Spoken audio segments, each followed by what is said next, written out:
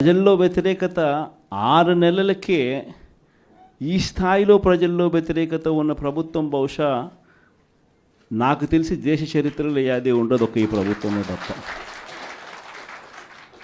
ఆ స్థాయిలో ప్రభుత్వ వ్యతిరేకత అన్నది అప్పుడే ప్రజల్లో చర్చనీయాంశంగా మారింది. మొట్టమొదటిసారిగా ఈ స్థాయి నుంచి కాదు, ఈ స్థాయిలో కనిపిస్తోంది ప్రజల్లో ప్రభుత్వం మీద వ్యతిరేకత. ఒకవైపున ఎన్నికలప్పుడు తానిచ్చిన మాటలేమిటి, ఎన్నికలప్పుడు వాళ్ళు చెప్పిన మేనిఫెస్టో ఏమిటి, ఎన్నికలప్పుడు వాళ్ళు చెప్పిన వాగ్దానాలు ఏమిటి, చివరికి దాదాపుగా 8 నెలలు కావస్తూ ఉంది. ఈ 8 నెలల్లో వాళ్ళు చేసింది ఏమిటి అన్నది ఒక్కసారి గమనించినట్లయితే ప్రతి ఇంట్లో కూడా ఇదే చర్చ జరుగుతూ ఉంది. గతంలో వచ్చే పథకాలు ఏవి కూడా అమలు కావడంలా. మరోవైపున చూస్తే ఎన్నికలప్పుడేమో ప్రతి ఇంటికి పోయారు, ప్రతి ఇంటికి పోయి మరి ఆ ఇంట్లో ఎవరిని వదిలిపెట్టల. ఎవరు కనిపించినా సరే ఆ ఇంట్లో ఈ సైజు నుంచి మొదలు పెడితే చాలు, నీకు 15,000, నీకు 15,000, నీకు 15,000 దగ్గర నుంచి స్టార్ట్. ఆ నుంచి ఇంక కొంచెం అడుగులు ముందుకు వేస్తే ఆ ఇంట్లో నుంచి ఆ పిల్లల తల్లి బయటకు వచ్చిందనంటే, ఆ తల్లి బయటకు వచ్చినా, ఆ పిల్లల చిన్నమ్మలు బయటకు వచ్చినా కానీ వెంటనే నీకు 18,000, నీకు 18,000, నీకు 18,000 అని స్టార్ట్. అందరితో ఆగల. ఆ ఇంట్లో ఎవరు కనపడినా సరే ఆ ఇంట్లో ఆ తల్లుల పెద్దమ్మలు, ఆ తల్లుల అత్తలు వాళ్ళు బయటకు వస్తే చాలు, నీకు 48,000, నీకు 48,000, నీకు 48,000. అంతటితో కూడా ఆగల. ఆ ఇంట్లో నుంచి ఒక 20 ఏళ్ళ పిల్లోడు అలా నడుచుకుంటూ బయటకు వస్తూ కనిపిస్తే చాలు, నీకు కూడా 36,000, 36,000, 36,000 అన్న మొదలుపెట్టారు. అంతటితో కూడా రాగల. ఇంట్లో నుంచి ఎవరైనా రైతుగా కనిపించాడంటే, ఒక కండువా వేసుకుని పెద్ద మనిషి ఎవరైనా కనిపించారంటే, నీకు 20,000, నీకు 20,000, నీకు 20,000 అని స్టార్ట్. ఇలా ఇంట్లో ఎవరు కనపడినా, ఏ సైజులో కనపడినా, ఈ సైజు నుంచి ఈ సైజు దాకా ఎవరు కనపడినా కూడా ఇంట్లో 15,000 నుంచి మొదలు పెడితే 48,000 దాకా ప్రతి ఒక్కరికి నీకు నీకు నీకు నీకు అని చెప్పుకుంటూ వచ్చారు. కానీ ఆ రోజు మనం అబద్ధాలు చెప్పలా. బహుశా వెనక్కి వెళ్ళి మళ్ళీ ఇది జరుగుతుంది అని తెలిసి బహుశా మళ్ళీ ఆ రోజుకి మళ్ళీ వెళ్ళి ఈ రోజైనా ఆ రోజు మాదిరిగా భావించి మళ్ళీ చెప్తారా అని అంటే బహుశా మనం అది కూడా ఎప్పుడు చెప్పమేము. ఎందుకనంటే రాజకీయాలలో ఉన్నప్పుడు క్యారెక్టరు, క్రెడిబిలిటీ ఈ రెండిటికి చాలా విలువ ఉంది. క్యారెక్టరు, క్రెడిబిలిటీ అనేది ఎలాంటివి అని అంటే, ఒక మనిషి ఒక లీడర్గా మనం ఒక మాట చెప్పినప్పుడు అదొక కార్యకర్తకు కావచ్చు, లేకపోతే ఒక మనిషికి కావచ్చు, లేదా ఒక ఇంటికి కావచ్చు, ఒక వ్యక్తికి కావచ్చు, మనం ఒక మాట చెప్పినప్పుడు ఆ మాట నమ్ముతారు, ఆ తర్వాత చూస్తారు. ఆ తర్వాత అది జరగనప్పుడు ఆ తర్వాత ఆ మనిషికి విలువ పోతుంది. క్యారెక్టర్, క్రెడిబిలిటీ అనేది అంత స్ట్రాంగ్ పదాలు. అందుకే మనం అబద్ధాలు చెప్పలేకపోయాం. అందుకే మనం ఆ రోజు మేనిఫెస్టో గురించి మనం ఇదే మాదిరిగా రిలీజ్ చేసేటప్పుడు ఒక పెద్ద ప్రజెంటేషన్ ఈ మాదిరిగానే ఇచ్చా. ఇది మన పథకాలు, ఇవి మనం చేస్తూ ఉన్న పథకాలు, దేశంలో కాదు రాష్ట్రంలో ఎప్పుడు చూడని విధంగా మొట్టమొదటిసారిగా ఒక మేనిఫెస్టో అన్నది ఒకటి చెప్పి, మనం రాకమునుపు చరిత్రలో ఎప్పుడు జరగల. మనం రాకమునుపు ఏ రాజకీయ నాయకుడైనా కూడా మేనిఫెస్టో అంటే ఎన్నికలప్పుడు ఇంతలా పుస్తకం చెప్పేవాళ్ళు, ఎన్నికలు అయిపోయిన తర్వాత దాన్ని చెత్తపుట్టలో పడేసేవాళ్ళు. మొట్టమొదటిసారిగా ఎన్నికలలో మేనిఫెస్టో అన్న పదానికి అర్థం చెప్పింది ఎప్పుడైనా జరిగింది అని అంటే అది ఒక్క వైఎస్ఆర్సీపీ ప్రభుత్వంలో మాత్రమే అని గర్వంగా చెప్పగలుగుతాం.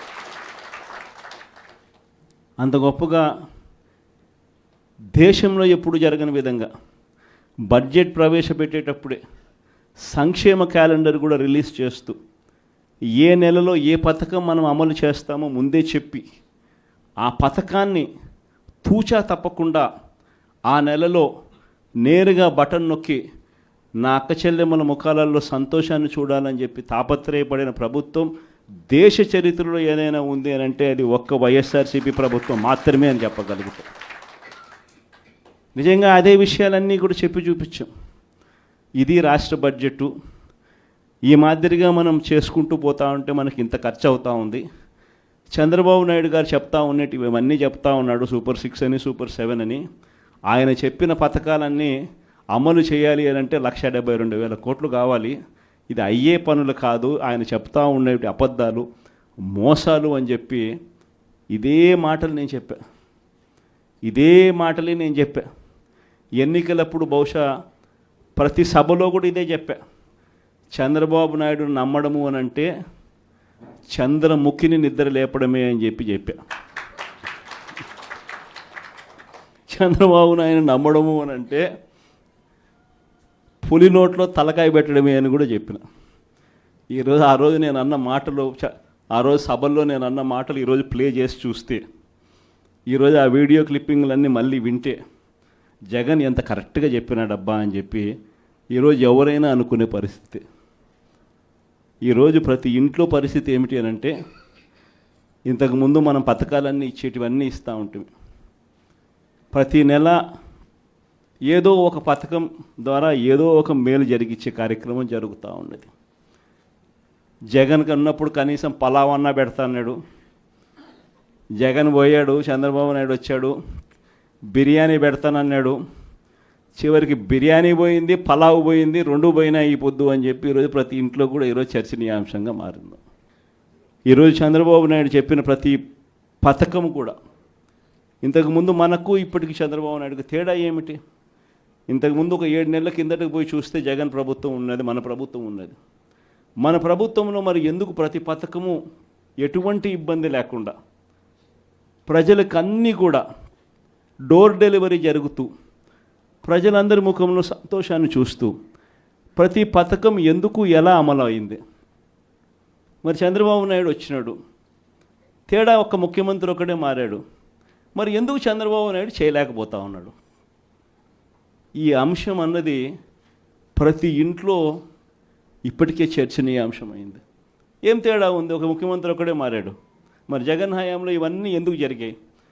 మరి జగన్ హయాంలో జగన్ దిగిపోయిన తర్వాత చంద్రబాబు నాయుడు వచ్చిన తర్వాత ఎందుకు చంద్రబాబు నాయుడు చేయలేకపోతా ఉన్నాడు? ఈ అంశం ప్రతి ఇంట్లోనూ కూడా చర్చ.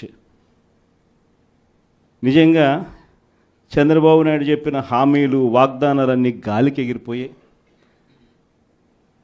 మరోవైపున చూస్తే ప్రతి ఇంట్లో ఈరోజు చర్చ ఏమిటంటే, 8 నెలలు అయిపోయింది, సంక్రాంతి వచ్చేసింది, అదే జగనే ఉండి ఉంటే, అదే వైఎస్ఆర్సీపీ ప్రభుత్వమే ఉండింటే ఏప్రిల్ మాసంలోనే వసతి దీవెన వచ్చేది, డ్వాక్రా అక్క చెల్లెమ్మలకు 0 వడ్డీ ఏప్రిల్ నెలలోనే వచ్చేది, మే నెల వచ్చేసరికి జగనన్న విద్యా దీవెన వచ్చేది, రైతులకు ఉచిత పంటల బీమా వచ్చేది, రైతులకు రైతు భరోసా వచ్చేది, మత్స్యకార భరోసా వచ్చేది, డీజిల్ మీద సబ్సిడీ కూడా ఇచ్చే కార్యక్రమం జరిగేది. జూన్ మాసం వచ్చేసరికి జగనే ఉంటే అమ్మఒడి పథకం కూడా పడి ఉండేది. జూలై మాసం వచ్చేసరికి వైఎస్ఆర్సీపీ ప్రభుత్వమే ఉంటే వాహనమిత్ర పథకం పడి ఉండేది, కాపు నేస్తం వచ్చి ఉండేది, చిరు వ్యాపారులకు జగనన్న తోడు పథకం కూడా పడి ఉండేది. ఆగస్టు మాసం వచ్చేసరికి వైఎస్ఆర్సీపీ ప్రభుత్వమే ఉంటే జగనన్న విద్యా దీవెన వచ్చి ఉండేది, నేతన్న నేస్తం డబ్బులు పడి ఉండేటివి. మళ్ళీ సెప్టెంబర్ మాసం వచ్చేసరికి వైఎస్ఆర్ చేయూత డబ్బులు కూడా అక్క చెల్లెమ్మల ముఖంలో సంతోషం కనిపించే విధంగా కలకలలాడుతూ కనిపించేది. అక్టోబర్లోకి వచ్చేసరికి వైఎస్ఆర్ రైతు భరోసా 2వ విడత పడి ఉండేది. నవంబర్లోకి వచ్చేసరికి జగనన్న విద్యా దీవెన రైతులకు 0 వడ్డీ కింద జమ అయి ఉండేది. డిసెంబర్లోకి వచ్చేసరికి ఈబీసీ నేస్తం పడి ఉండేది, లా నేస్తం వచ్చి ఉండేది. పిల్లలందరికీ 8వ తరగతి చదువుతా ఉన్న పిల్లలందరి చేతుల్లో ట్యాబులు కూడా కనిపించుండేటివి.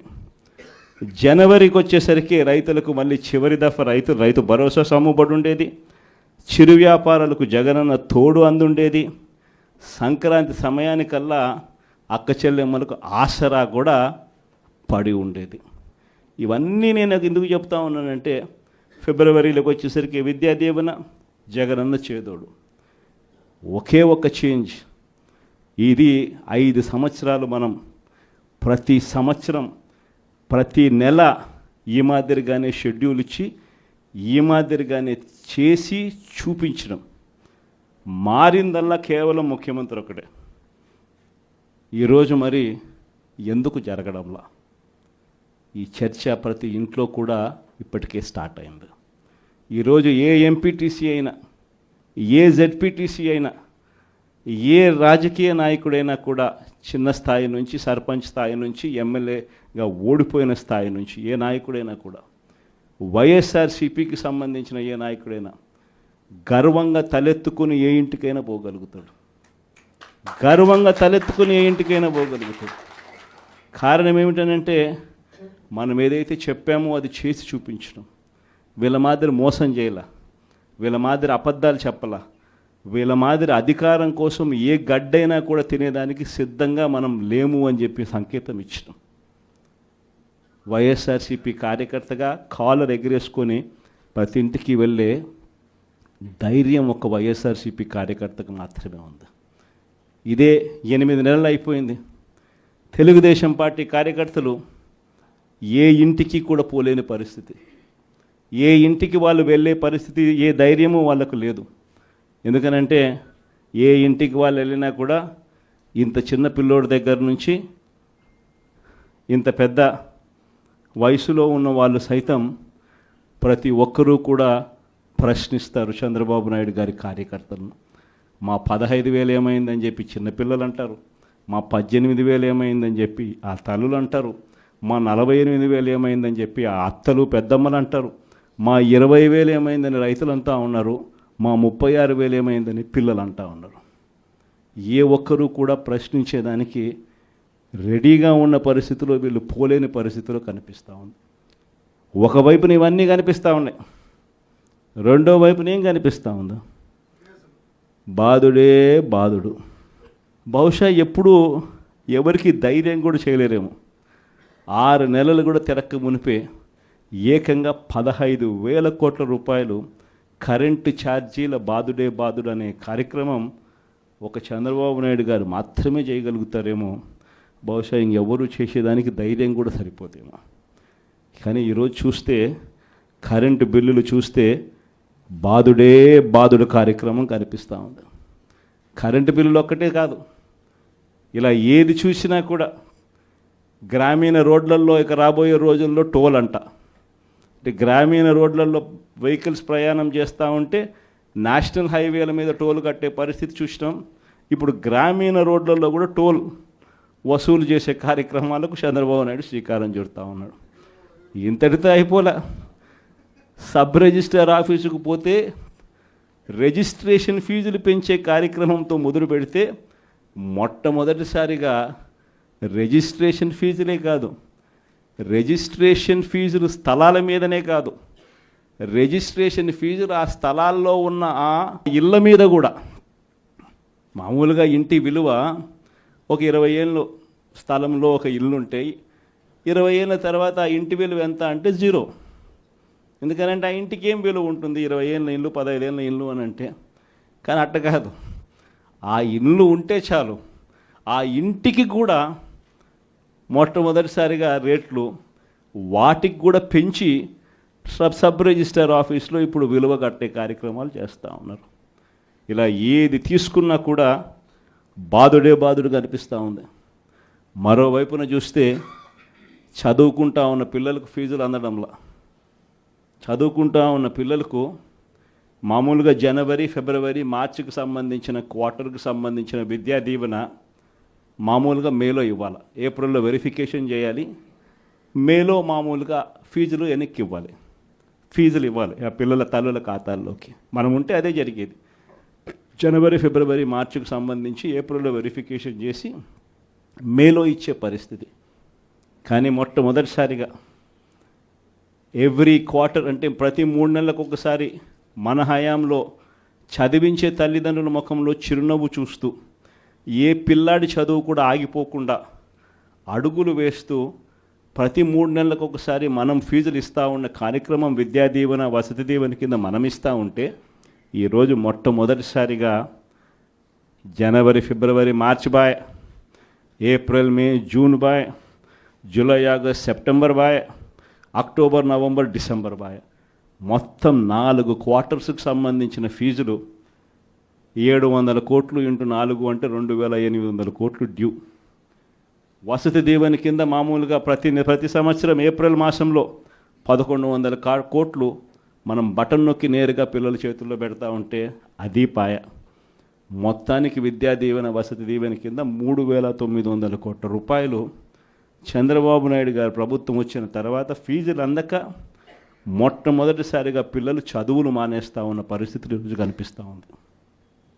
మొట్టమొదటిసారిగా ఆరోగ్యశ్రీ పరిస్థితి, నెలకు 300 కోట్ల రూపాయలు ఆరోగ్యశ్రీకి వైఎస్ఆర్సీపీ హయాంలో అమలు చేస్తూ ఏకంగా 1000 ప్రొసీజర్లు ఉన్నదాన్ని 3300 ప్రొసీజర్లకు తీసుకొని పోయి ఏకంగా 25 లక్షల దాకా ప్రతి పేదవాడికి ఉచితంగా వైద్యం అందించే కార్యక్రమానికి శ్రీకారం చుట్టి గొప్పగా ఆరోగ్యశ్రీ పథకాన్ని మనం అమలు చేస్తే, ఆరోగ్యశ్రీయే కాకుండా ఆరోగ్య ఆసరా కూడా ఇస్తూ అమలు మనము చేస్తే, ఈరోజు ఆరోగ్యశ్రీకి సంబంధించి ఇప్పటికే చంద్రబాబు నాయుడు గారు ప్రభుత్వం వచ్చిన తర్వాత ఇప్పటికే ఈ 8 నెలల కాలంలోనే ఏకంగా మార్చి నుంచి తీసుకుంటే ఏకంగా 3000 కోట్ల రూపాయలు బకాయిలు ఆరోగ్యశ్రీ.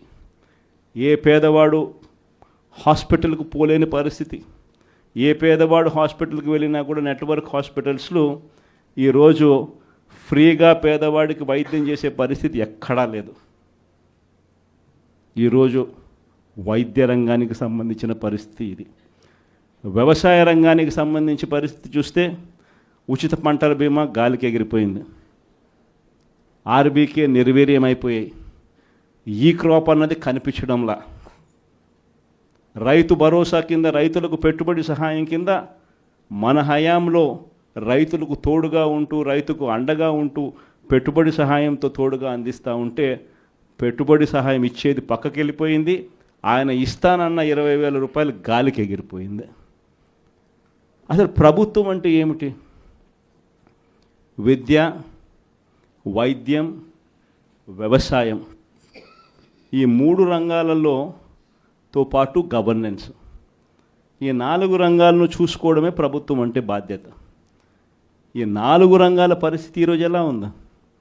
విద్య గాలికి ఎగిరిపోయింది, వైద్యం గాలికి ఎగిరిపోయింది, వ్యవసాయం గాలికి ఎగిరిపోయింది.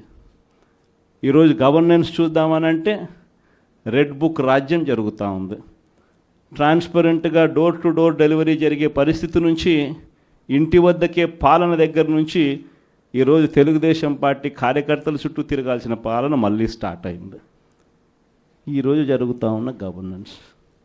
మరి ఇలాంటి నేపథ్యంలో మనం అంతా కలుస్తూ ఉన్నాం. మరి మీరే చెప్పండి, ప్రజలకు తోడుగా మనం ఉండాలి కదా, ప్రజలకు అండగా మనం నిలబడాలి కదా. ప్రజలకు తోడుగా నిలబడగలిగినప్పుడే వాళ్ళ మీద ఉన్న వ్యతిరేకత మన మీద, మన నాయకుల మీద సింపతి కింద కన్వర్ట్ అవుతుంది. ఈ సంక్రాంతి కల్లా పార్టీ నిర్మాణం, జిల్లా కమిటీలు, నియోజకవర్గ కమిటీలు, మండల కమిటీలు, ఇవన్నీ మీరు సంక్రాంతి కల్లా మీరు అన్నీ కూడా పూర్తి చేసే కార్యక్రమాలు చేయండి. దాని తర్వాత జనవరి ఫిబ్రవరి నుంచి, జనవరి చివరిలో కానీ ఫిబ్రవరి మొదటి వారం నుంచి కానీ నా ప్రోగ్రాములు కూడా స్టార్ట్ అవుతాయి. నేను కూడా జిల్లాలకు వస్తాను, నేను కూడా జిల్లాల్లోనే నిద్ర చేస్తాను. ప్రతిరోజు ఒక 2 నియోజకవర్గాలు చొప్పున కార్యకర్తలందరితో కూడా మమేకమయ్యే కార్యక్రమం చేసే కార్యక్రమానికి శ్రీకారం చుడతాను. నా ప్రోగ్రాంలో ఒకసారి స్టార్ట్ అయిన తర్వాత మండల స్థాయి నుంచి గ్రామ స్థాయి దాకా పార్టీ బలోపేతం చేసే విధంగా చర్యలు తీసుకునే కార్యక్రమానికి మనం శ్రీకారం చుడతాం. విలేజ్ కమిటీసు, బూత్ కమిటీసు, వీటిని సంబంధించి ఎలా వీటిని అన్నిటినీ కూడా బలోపేతం చేయాలి, వీటిని అన్నిటినీ ఆర్గనైజ్డ్ పద్ధతిలోకి ఎలా తీసుకుని రావాలి. సోషల్ మీడియా అన్నది ఒక బలమైన ఆయుధంగా కూడా మనం ఎలా ఉపయోగించుకోవాలి అన్నది కూడా చెప్పేటివన్నీ కూడా నేను ఎప్పుడైతే జిల్లాలకు వస్తానో అప్పుడు నా కార్యక్రమంలో ఇవన్నీ కూడా మీరు నేను అందరం కలిసికట్టుగా డిస్కస్ చేసి ఇవి గ్రామ స్థాయిలోకి పర్కులేట్ అయ్యేట్టుగా మీరు నేను అందరం కలిసి అడుగులు వేస్తాం. ఎందుకనంటే ఈరోజు మనం యుద్ధం చేసేది ఒక చంద్రబాబుతో కాదు, ఒక ఈనాడు, ఒక ఆంధ్రజ్యోతి, ఒక TV5 ఇలాంటి ఒక చెడిపోయిన ఒక సామ్రాజ్యంతో యుద్ధం చేస్తూ ఉన్నాం. వీళ్ళని ఎదుర్కోవాలి అని అంటే, ఆ మీడియా సామ్రాజ్యాన్ని మనం ఎదుర్కోవాలి అని అంటే మనకున్న ఏకైక అస్త్రం మన చేతుల్లో సెల్ ఫోన్. ప్రతి ఒక్కళ్ళం మనలో మన దగ్గర నుంచి మొదలెడితే గ్రామ స్థాయిలో ఉన్న ప్రతి విలేజ్ కమిటీ మెంబర్ దగ్గర నుంచి బూత్ కమిటీ మెంబర్ దాకా ప్రతి ఒక్కరికి కూడా వాళ్ళ ఫోన్ అనేది ఒక ఆయుధం కావాలి. మీకు గుర్తుందో లేదో, పెన్షన్ మన హయాంలో ఎన్నికల నోటిఫికేషన్ ఇచ్చే టయానికల్లా మన హయాంలో పెన్షన్లు దాదాపుగా 66,34,742 ఉంటే ఎన్నికల నోటిఫికేషన్ వచ్చే టయానికి ఈరోజు చంద్రబాబు నాయుడు గారు వచ్చే టయానికల్లా డిసెంబర్ నాటికల్లా పెన్షన్లు చూస్తే 62,81,000 తగ్గిపోయినాయి. అంటే 3,53,000 పెన్షన్లు ఇప్పటికీ కటింగ్. ఇది కాక ఇంకా వికలాంగుల మీద చంద్రబాబు నాయుడు మళ్ళీ ఒక కమిటీ వేసి ఇంటింటికి వికలాంగులు ఎలా ఉన్నారు అని చెప్పి ఇంటికి పంపించి వాళ్ళ పెన్షన్ ఎలా కట్టింగ్ చేయాలని చెప్పి అప్పుడే స్టార్ట్ చేసినాడు. అంటే ఈయన ఉద్దేశం ఈ మార్చి కల్లా ఇంకొక 3 లక్షల పెన్షన్ తగ్గించాలని. సో లెఫ్ట్ రైట్ సెంటర్లు పెన్షన్ తగ్గిస్తూ ఉన్నారు. పెన్షన్ ఎవరికైతే రాకుండా పోతుందో వాళ్ళు ఫోటో తీయడం పెట్టడం, ఎందుకు నాకు పెన్షన్ ఇవ్వడంలా. అలా మా స్కూళ్ళ పరిస్థితి ఏమిటి, మా కాలేజీల పరిస్థితి ఏమిటి, మా ఊరిలో ఉన్న హాస్పిటళ్ళ పరిస్థితి ఏమిటి అని ప్రతి విషయంలో కూడా మనము ప్రతి కార్యకర్త కూడా విలేజ్ లెవెల్లో ఉన్న కార్యకర్త దగ్గర నుంచి నియోజకవర్గ స్థాయి లీడర్ వరకు కూడా ప్రతి ఒక్కరూ కూడా ఈ ఫోన్ అనే ఒక ఆయుధంతో ప్రజలను జాగృతం చేయాల్సిన అవసరం ఉంది. ఇవన్నీ కూడా రాబోయే రోజుల్లో గ్రామ స్థాయిలోకి మనం తీసుకొని పోయి ప్రతి ఒక్కరిని కూడా జాగృతి చేసే కార్యక్రమం ఉంది. ఇన్ఫ్యాక్ట్ ఇవన్నీ కూడా రాబోయే రోజుల్లో అందరూ కార్యకర్తను ఇంకా గొప్పగా చూసుకునే కార్యక్రమం కూడా జరగాల అని చెప్పి కూడా ఆలోచన చేస్తాను. మీ అందరికీ కూడా నేను ఈ విషయం భరోసా ఇచ్చి కూడా చెప్తా ఉన్నా, ఈసారి మాత్రం కార్యకర్త అనేవాడు వైఎస్ఆర్సీపీ జెండా మోసిన ప్రతి ఒక్కరికి చెప్తా ఉండా, ఈసారి జగన్ మీకు ఖచ్చితంగా భరోసా ఇస్తాడని చెప్పి మాత్రం హామీ ఇస్తాను. ఎందుకనంటే ఈ మాదిరిగా ఎప్పుడు కూడా పరిస్థితి ఎప్పుడు చూడలా, మొట్టమొదటిసారి చూస్తూ ఉన్నాం ఈ మాదిరిగా పరిస్థితి. వీళ్ళంతకు వీళ్ళే కొడతా ఉన్నారు, వీళ్ళంతకు వీళ్ళే దొంగ కేసులు పెడతా ఉన్నారు, వీళ్ళంతకు వీళ్ళే మ్యానుఫ్యాక్చర్ చేస్తూ ఉన్నారు కేసులు, వీళ్ళంతకు వీళ్ళే విట్నెస్లు మ్యానుఫ్యాక్చర్ చేస్తూ ఉన్నారు, వీళ్ళంతకు వీళ్ళే కేసులు పెడతా ఉన్నారు. ఒక మనిషిని ఏకంగా 10 చోట్లకు తిప్పుతూ ఉన్నారు. శ్రీకాకుళం నుంచి మొదలు పెడితే కర్నూలు దాకా ప్రతి జిల్లాలోనూ 4 రోజులు 3 రోజులు పెట్టుకుంటూ తిప్పుతూ పోతూ ఉన్నారు. ఇది నిజంగా మారాలా? ఈ కళ్ళెదుటే కనిపిస్తూ ఉన్న ఈ కార్యక్రమాలు ఇవన్నీ చూస్తూ ఉన్నప్పుడు మాత్రం నిజంగా మీ అందరికీ నేత్రం ఖచ్చితంగా ఈ భరోసా ఇస్తా, ఖచ్చితంగా నేను చెప్తా ఉన్నా ఈ మాటలు. ఈరోజు నెల్లూరు జిల్లాకు సంబంధించి ఇక్కడికి వచ్చిన జెడ్పీటీసీలు, ఎంపీపీలు, మున్సిపల్ చైర్పర్సన్లు, డెప్యూటీలు, ఇంకా కాన్స్టిట్యున్సీకి సంబంధించిన ముఖ్యమైన నాయకులు, ప్రజల్లో వ్యతిరేకత 6 నెలలకే ఈ స్థాయిలో ప్రజల్లో వ్యతిరేకత ఉన్న ప్రభుత్వం బహుశా నాకు తెలిసి దేశ చరిత్రలో ఏది ఉండదు, ఒక ఈ ప్రభుత్వమే తప్ప. ఆ స్థాయిలో ప్రభుత్వ వ్యతిరేకత అన్నది అప్పుడే ప్రజల్లో చర్చనీయాంశంగా మారింది. మొట్టమొదటిసారిగా ఈ స్థాయి నుంచి కాదు, ఈ స్థాయిలో కనిపిస్తుంది ప్రజల్లో ప్రభుత్వం మీద వ్యతిరేకత. ఒకవైపున ఎన్నికలప్పుడు తానిచ్చిన మాటలేమిటి, ఎన్నికలప్పుడు వాళ్ళు చెప్పిన మేనిఫెస్టో ఏమిటి, ఎన్నికలప్పుడు వాళ్ళు చెప్పిన వాగ్దానాలు ఏమిటి, చివరికి దాదాపుగా 8 నెలలు కావస్తూ ఉంది. ఈ 8 నెలల్లో వాళ్ళు చేసింది ఏమిటి అన్నది ఒక్కసారి గమనించినట్లయితే ప్రతి ఇంట్లో కూడా ఇదే చర్చ జరుగుతూ ఉంది.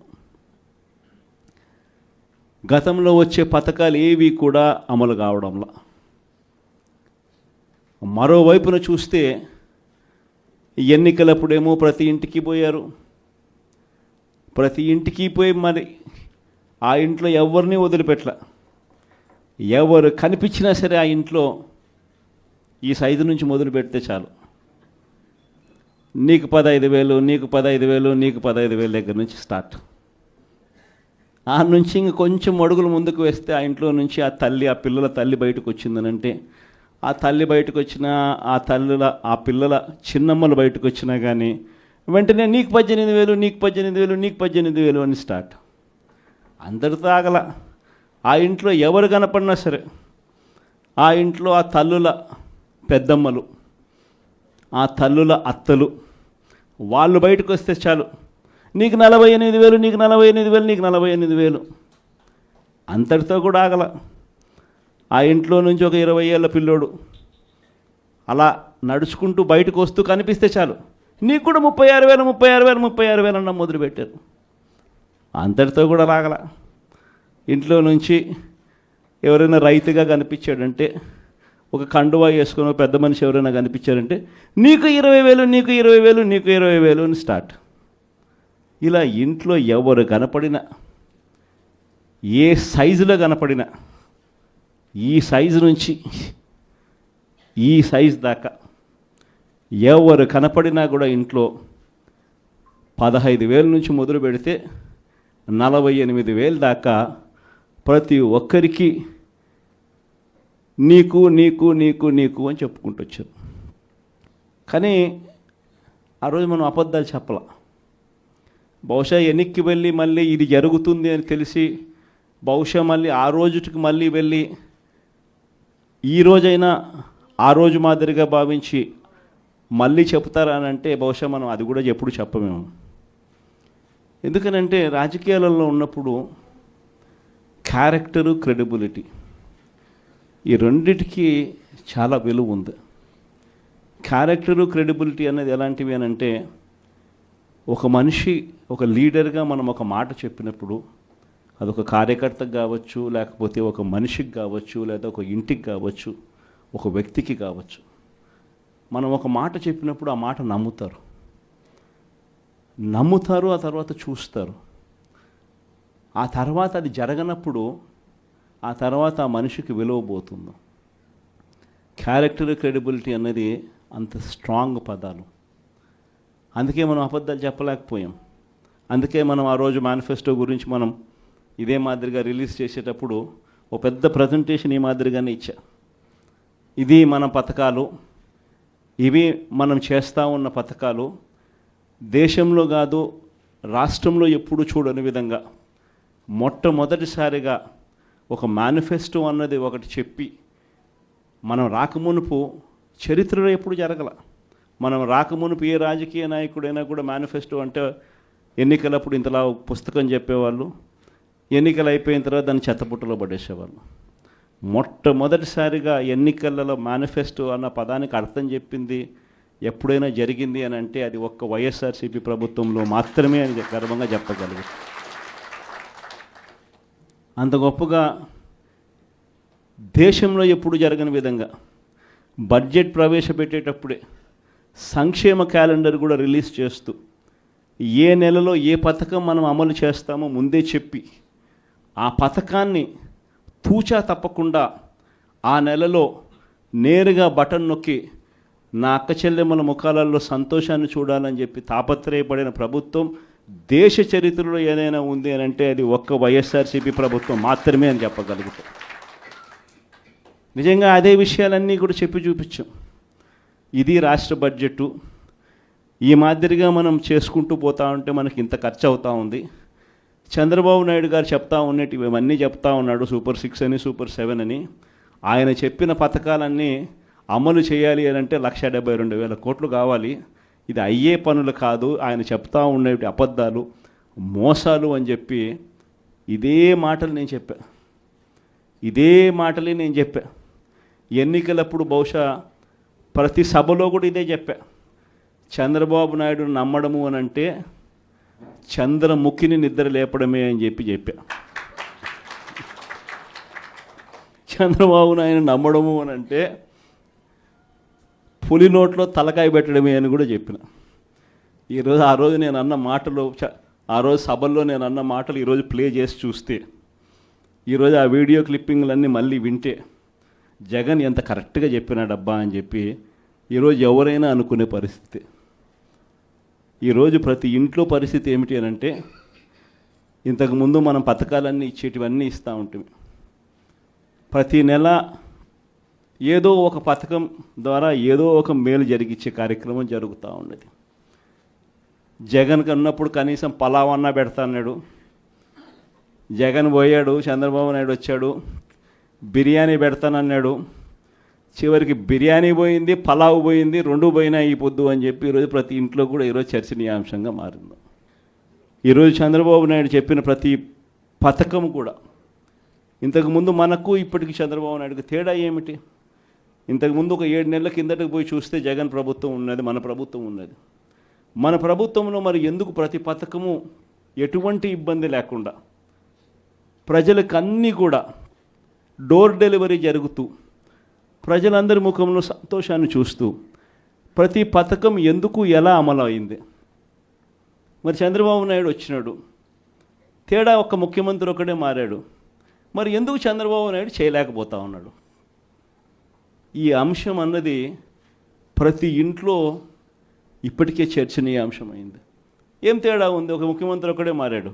మరి జగన్ హయాంలో ఇవన్నీ ఎందుకు జరిగాయి? మరి జగన్ హయాంలో జగన్ దిగిపోయిన తర్వాత చంద్రబాబు నాయుడు వచ్చిన తర్వాత ఎందుకు చంద్రబాబు నాయుడు చేయలేకపోతా ఉన్నాడు? ఈ అంశం ప్రతి ఇంట్లోనూ కూడా చర్చ. నిజంగా చంద్రబాబు నాయుడు చెప్పిన హామీలు, వాగ్దానాలన్నీ గాలికి ఎగిరిపోయాయి. మరోవైపున చూస్తే ప్రతి ఇంట్లో ఈరోజు చర్చ ఏమిటంటే, 8 నెలలు అయిపోయింది, సంక్రాంతి వచ్చేసింది, అదే జగనే ఉండి ఉంటే, అదే వైఎస్ఆర్సీపీ ప్రభుత్వమే ఉండింటే ఏప్రిల్ మాసంలోనే వసతి దీవెన వచ్చేది, డ్వాక్రా అక్క చెల్లెమ్మలకు 0 వడ్డీ ఏప్రిల్ నెలలోనే వచ్చేది, మే నెల వచ్చేసరికి జగనన్న విద్యా దీవెన వచ్చేది, రైతులకు ఉచిత పంటల బీమా వచ్చేది, రైతులకు రైతు భరోసా వచ్చేది, మత్స్యకార భరోసా వచ్చేది, డీజిల్ మీద సబ్సిడీ కూడా ఇచ్చే కార్యక్రమం జరిగేది. జూన్ మాసం వచ్చేసరికి జగనే ఉంటే అమ్మఒడి పథకం కూడా పడి ఉండేది. జూలై మాసం వచ్చేసరికి వైఎస్ఆర్సీపీ ప్రభుత్వమే ఉంటే వాహనమిత్ర పథకం పడి ఉండేది, కాపు నేస్తం వచ్చి ఉండేది, చిరు వ్యాపారులకు జగనన్న తోడు పథకం కూడా పడి ఉండేది. ఆగస్టు మాసం వచ్చేసరికి వైఎస్ఆర్సీపీ ప్రభుత్వమే ఉంటే జగనన్న విద్యా దీవెన వచ్చి ఉండేది, నేతన్న నేస్తం డబ్బులు పడి ఉండేటివి. మళ్ళీ సెప్టెంబర్ మాసం వచ్చేసరికి వైఎస్ఆర్ చేయూత డబ్బులు కూడా అక్క చెల్లెమ్మల ముఖంలో సంతోషం కనిపించే విధంగా కలకలలాడుతూ కనిపించేది. అక్టోబర్లోకి వచ్చేసరికి వైఎస్ఆర్ రైతు భరోసా 2వ విడత పడి ఉండేది. నవంబర్లోకి వచ్చేసరికి జగనన్న విద్యా దీవెన రైతులకు 0 వడ్డీ కింద జమ అయి ఉండేది. డిసెంబర్లోకి వచ్చేసరికి ఈబీసీ నేస్తం పడి ఉండేది, లా నేస్తం వచ్చి ఉండేది. పిల్లలందరికీ 8వ తరగతి చదువుతా ఉన్న పిల్లలందరి చేతుల్లో ట్యాబులు కూడా కనిపించుండేటివి. జనవరికి వచ్చేసరికి రైతులకు మళ్ళీ చివరి దఫా రైతు భరోసా సొమ్ముబడి ఉండేది, చిరు వ్యాపారాలకు జగనన్న తోడు అందుండేది. సంక్రాంతి సమయానికల్లా అక్క చెల్లెమ్మలకు ఆసరా కూడా పడి ఉండేది. ఇవన్నీ నేను ఎందుకు చెప్తా ఉన్నానంటే, ఫిబ్రవరిలోకి వచ్చేసరికి విద్యా దీవెన, జగనన్న చేదోడు. ఒకే ఒక చేంజ్. ఇది 5 సంవత్సరాలు మనం ప్రతి సంవత్సరం ప్రతి నెల ఈ మాదిరిగానే షెడ్యూల్ ఇచ్చి ఈ మాదిరిగానే చేసి చూపించడం. మారిందల్లా కేవలం ముఖ్యమంత్రి ఒకటే. ఈరోజు మరి ఎందుకు జరగడంలా? ఈ చర్చ ప్రతి ఇంట్లో కూడా ఇప్పటికే స్టార్ట్ అయింది. ఈరోజు ఏ ఎంపీటీసీ అయినా, ఏ జెడ్పీటీసీ అయినా, ఏ రాజకీయ నాయకుడైనా కూడా చిన్న స్థాయి నుంచి, సర్పంచ్ స్థాయి నుంచి, ఎమ్మెల్యేగా ఓడిపోయిన స్థాయి నుంచి ఏ నాయకుడైనా కూడా, వైఎస్ఆర్సీపీకి సంబంధించిన ఏ నాయకుడైనా గర్వంగా తలెత్తుకుని ఏ ఇంటికైనా పోగలుగుతాడు. గర్వంగా తలెత్తుకుని ఏ ఇంటికైనా పోగలుగుతాడు. కారణం ఏమిటనంటే మనం ఏదైతే చెప్పామో అది చేసి చూపించడం.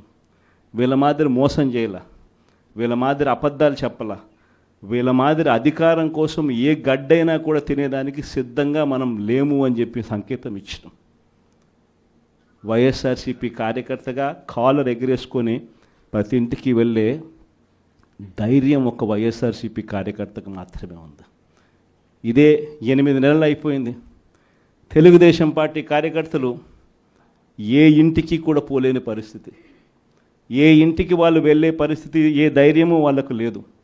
ఎందుకనంటే ఏ ఇంటికి వాళ్ళు వెళ్ళినా కూడా ఇంత చిన్న పిల్లోడి దగ్గర నుంచి ఇంత పెద్ద వయసులో ఉన్న వాళ్ళు సైతం ప్రతి ఒక్కరూ కూడా ప్రశ్నిస్తారు చంద్రబాబు నాయుడు గారి కార్యకర్తలను. మా 15,000 ఏమైందని చెప్పి చిన్నపిల్లలు అంటారు, మా 18,000 ఏమైందని చెప్పి ఆ తల్లులు అంటారు, మా 48,000 ఏమైందని చెప్పి ఆ అత్తలు పెద్దమ్మలు అంటారు, మా 20,000 ఏమైందని రైతులంతా ఉన్నారు, మా 36,000 ఏమైందని పిల్లలు అంటూ ఉన్నారు. ఏ ఒక్కరూ కూడా ప్రశ్నించేదానికి రెడీగా ఉన్న పరిస్థితిలో వీళ్ళు పోలేని పరిస్థితిలో కనిపిస్తూ ఉంది. ఒకవైపున ఇవన్నీ కనిపిస్తూ ఉన్నాయి, రెండో వైపున ఏం కనిపిస్తూ ఉందో? బాధుడే బాధుడు. బహుశా ఎప్పుడూ ఎవరికి ధైర్యం కూడా చేయలేరేమో.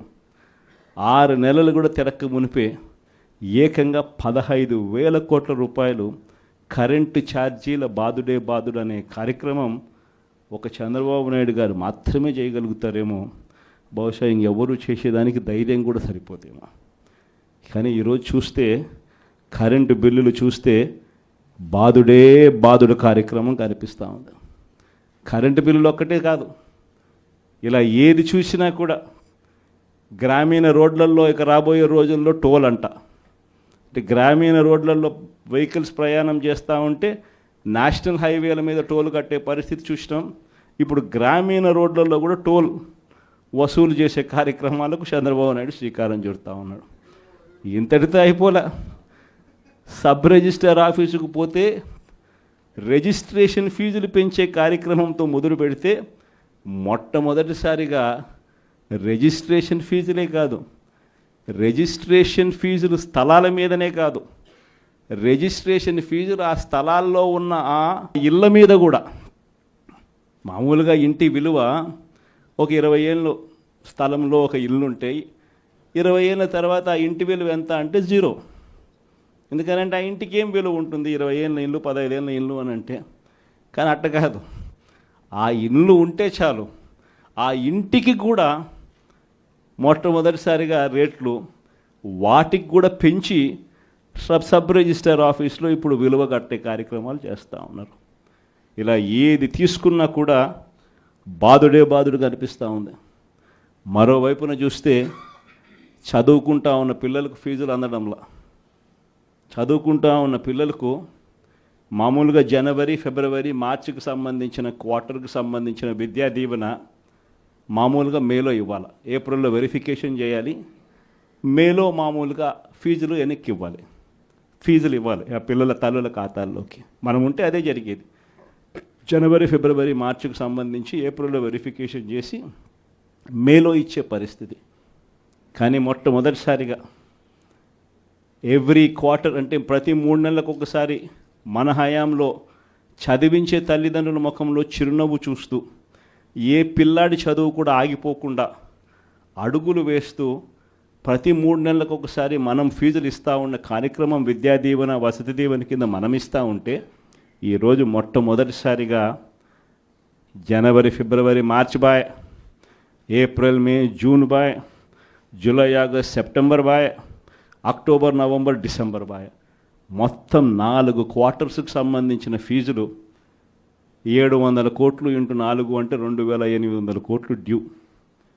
వసతి దీవెన కింద మామూలుగా ప్రతి సంవత్సరం ఏప్రిల్ మాసంలో 1100 కోట్లు మనం బటన్ నొక్కి నేరుగా పిల్లల చేతుల్లో పెడతా ఉంటే అది పాయ.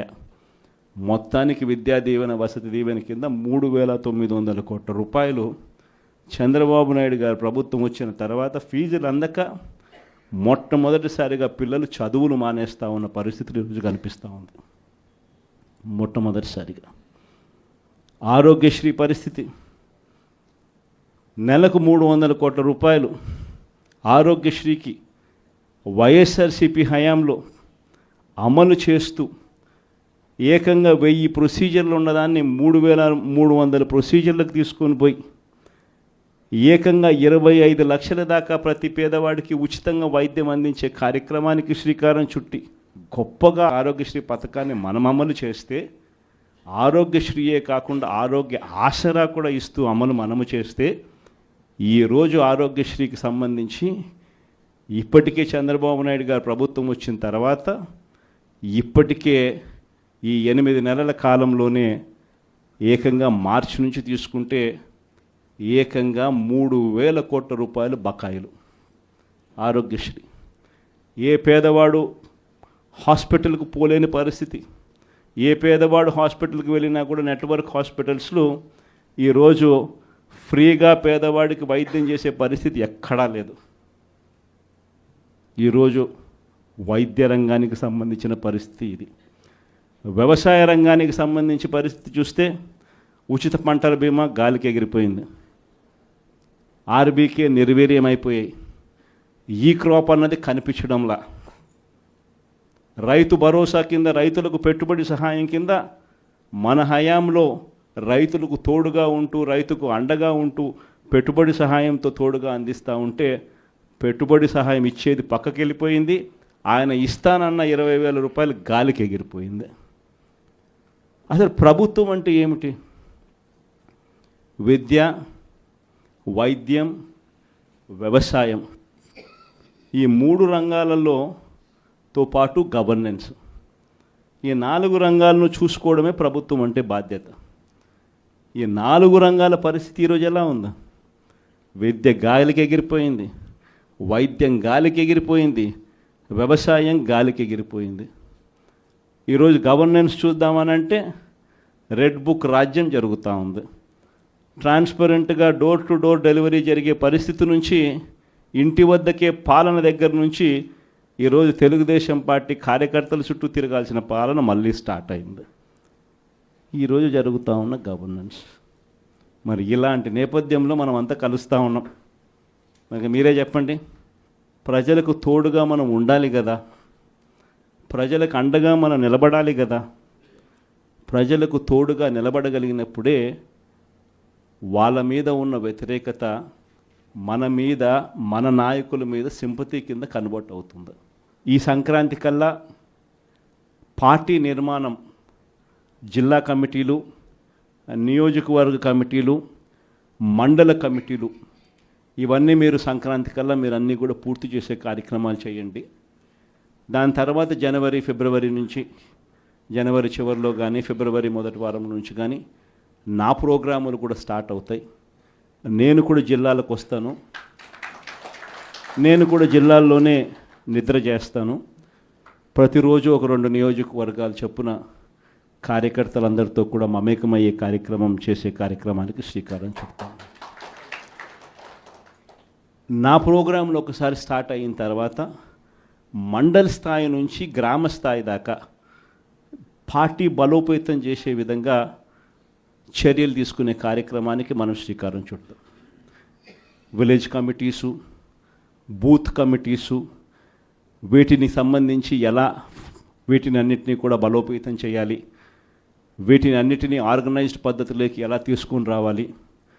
సోషల్ మీడియా అన్నది ఒక బలమైన ఆయుధంగా కూడా మనం ఎలా ఉపయోగించుకోవాలి అన్నది కూడా చెప్పేటివన్నీ కూడా నేను ఎప్పుడైతే జిల్లాలకు వస్తానో అప్పుడు నా కార్యక్రమంలో ఇవన్నీ కూడా మీరు నేను అందరం కలిసికట్టుగా డిస్కస్ చేసి ఇవి గ్రామ స్థాయిలోకి పర్కులేట్ అయ్యేట్టుగా మీరు నేను అందరం కలిసి అడుగులు వేస్తాం. ఎందుకనంటే ఈరోజు మనం యుద్ధం చేసేది ఒక చంద్రబాబుతో కాదు, ఒక ఈనాడు, ఒక ఆంధ్రజ్యోతి, ఒక TV5 ఇలాంటి ఒక చెడిపోయిన ఒక సామ్రాజ్యంతో యుద్ధం చేస్తూ ఉన్నాం. వీళ్ళని ఎదుర్కోవాలి అంటే, ఆ మీడియా సామ్రాజ్యాన్ని మనం ఎదుర్కోవాలి అంటే మనకున్న ఏకైక అస్త్రం మన చేతుల్లో సెల్ ఫోన్. ప్రతి ఒక్కళ్ళం మన దగ్గర నుంచి మొదలెడితే గ్రామ స్థాయిలో ఉన్న ప్రతి విలేజ్ కమిటీ మెంబర్ దగ్గర నుంచి బూత్ కమిటీ మెంబర్ దాకా ప్రతి ఒక్కరికి కూడా వాళ్ళ ఫోన్ అనేది ఒక ఆయుధం కావాలి. మీకు గుర్తుందో లేదో, పెన్షన్ మన హయాంలో ఎన్నికల నోటిఫికేషన్ ఇచ్చే టయానికల్లా మన హయాంలో పెన్షన్లు దాదాపుగా 66,34,742 ఉంటే ఎన్నికల నోటిఫికేషన్ వచ్చే టయానికి ఈరోజు చంద్రబాబు నాయుడు గారు వచ్చే టయానికల్లా డిసెంబర్ నాటికల్లా పెన్షన్లు చూస్తే 62,81,000 తగ్గిపోయినాయి. అంటే 3,53,000 పెన్షన్లు ఇప్పటికీ కటింగ్.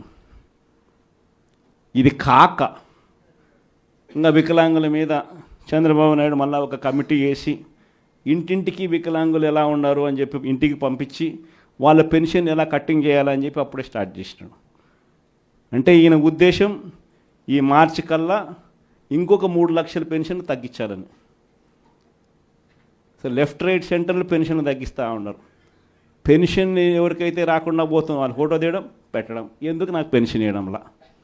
అలా మా స్కూళ్ళ పరిస్థితి ఏమిటి, మా కాలేజీల పరిస్థితి ఏమిటి, మా ఊరిలో ఉన్న హాస్పిటళ్ళ పరిస్థితి ఏమిటి అని ప్రతి విషయంలో కూడా మనము ప్రతి కార్యకర్త కూడా విలేజ్ లెవెల్లో ఉన్న కార్యకర్త దగ్గర నుంచి నియోజకవర్గ స్థాయి లీడర్ వరకు కూడా ప్రతి ఒక్కరూ కూడా ఈ ఫోన్ అనే ఒక ఆయుధంతో ప్రజలను జాగృతం చేయాల్సిన అవసరం ఉంది. ఇవన్నీ కూడా రాబోయే రోజుల్లో గ్రామ స్థాయిలోకి మనం తీసుకొని పోయి ప్రతి ఒక్కరిని కూడా జాగ్రత్త చేసే కార్యక్రమం ఉంది. ఇన్ఫ్యాక్ట్ ఇవన్నీ కూడా రాబోయే రోజుల్లో అందరం కలిసికట్టుగా అడుగులు వేసి చంద్రబాబు నాయుడు గారి ప్రభుత్వాన్ని గట్టిగా నిలదీసే కార్యక్రమం చేయాలి. బహుశా కార్యకర్తలకు సంబంధించి ఇంతవరకు ఒక మాదిరిగా చూసాం.